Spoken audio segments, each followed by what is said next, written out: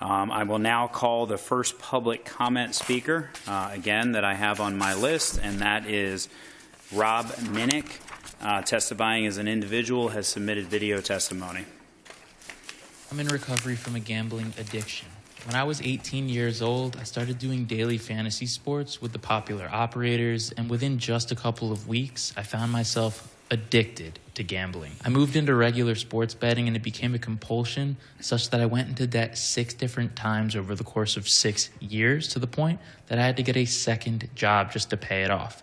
I was in college, I went to Georgetown University, but I really didn't pay very much attention because every single day I was constantly stressed. Where would I get money to bet? How can I make it back? What's my next opportunity to gamble on?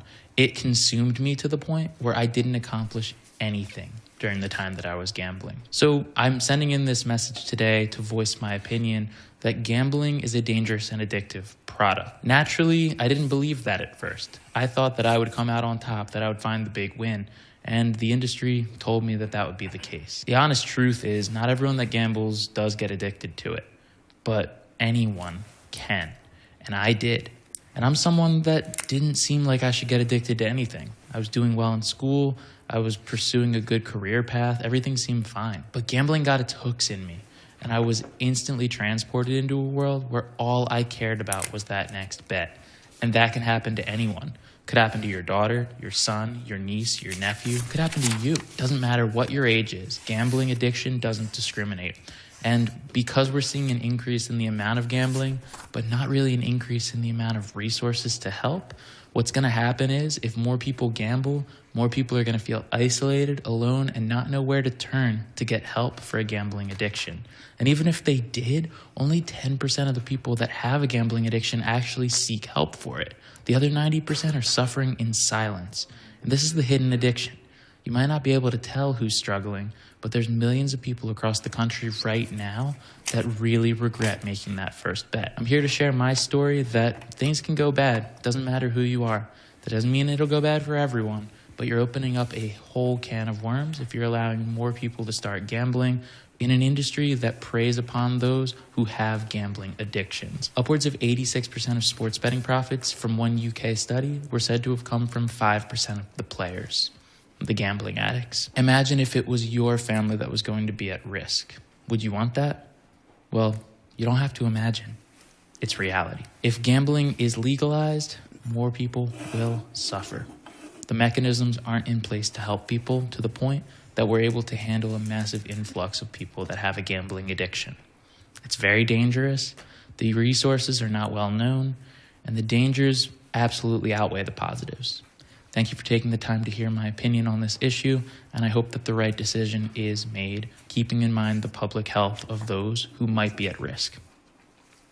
Thank you. And speaker number 2 is Connie Hartke, to be followed by Lynn Molston and Elizabeth Norris. If I've called your name, please come down close so you're ready to provide testimony.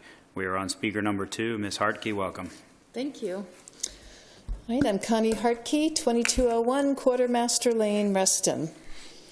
It's not only citizens like me who are deeply concerned that a casino in Tysons is just plain wrong. Some of the earliest tech innovators who helped make Tysons what it is today also feel this way. I have been permitted to quote them publicly but not state their names. You have their names in emails they sent, both from the local resident who helped build the worldwide headquarters for AOL operations in Fairfax County and from the co-founder of Perot Systems. They said this about the plan to build a casino in Tysons, and I quote, "We ended up hiring thousands of software engineers, programmers, network operations professionals, and built the worldwide headquarters for AOL operations in Tysons Corner, and then eventually expanded to Reston, Virginia. Most of our team relocated to Fairfax County from other parts of the United States, all looking to join a fast-growing, high-tech company in a family-forward community. We were very successful, paid our team members with salary and stock options, and the state of Virginia collected billions of dollars in tax revenue from the capital gains of AOLers cashing in those stock options.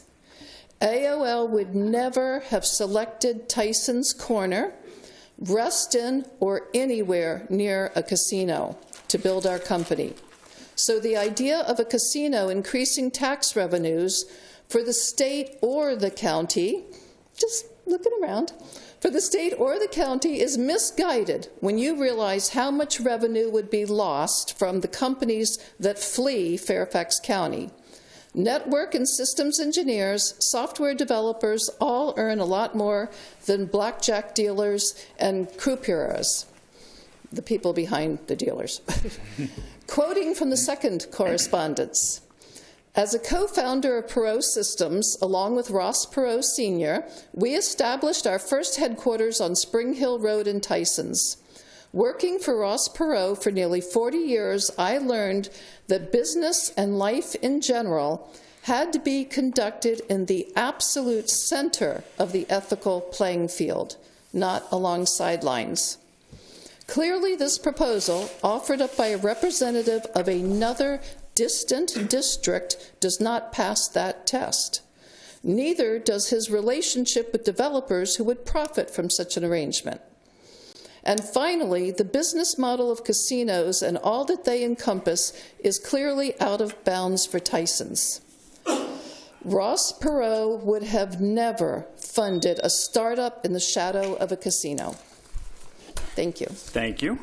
Speaker number 3 is Lynn Molston, to be followed by Elizabeth Norse, and speaker number 5, Sarah Ibrahim. If I called your name, please be ready to testify. We are on speaker number 3. Welcome. Thank you. Chairman McKay, Supervisor Alcorn, and Board of Supervisors. I want to say good afternoon. It is still afternoon. But before I provide my comments, let me wish you and yours a very happy holiday season. Mine would be much better and happier if I were not here testifying again before you regarding the impact of a casino to Fairfax County. You know as well as I do that we did not ask for this.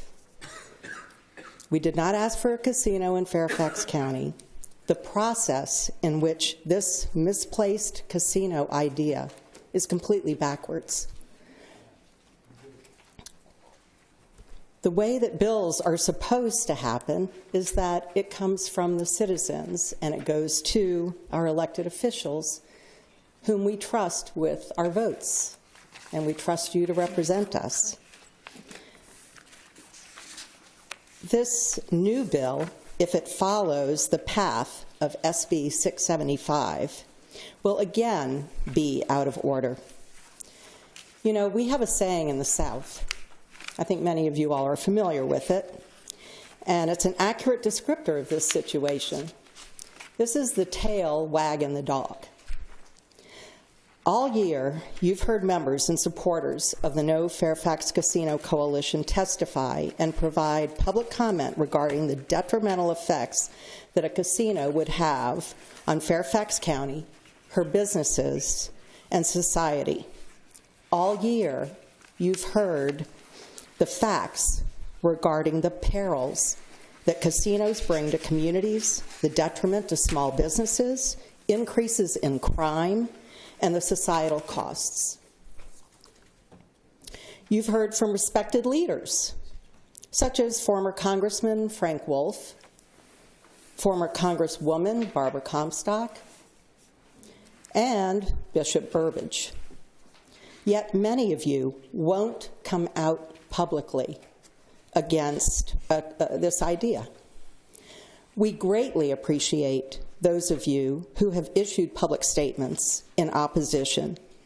But if those of you who remain silent won't carry our voice forward in public, please do all you can to work behind the scenes to stop this bad idea. If Senator Marsden follows through with the promise, and we are faced with a referendum, it will tear our county apart. We will have the uninformed voting for and the informed voting against. In fact, the cost of bringing a referendum to a vote would be a waste of taxpayer dollars. I, along with supporters of the No Fairfax Casino Coalition, are going to keep coming back and coming back and coming back until a casino in Fairfax County is removed from any legislation. Thank you very much. Thank you very much.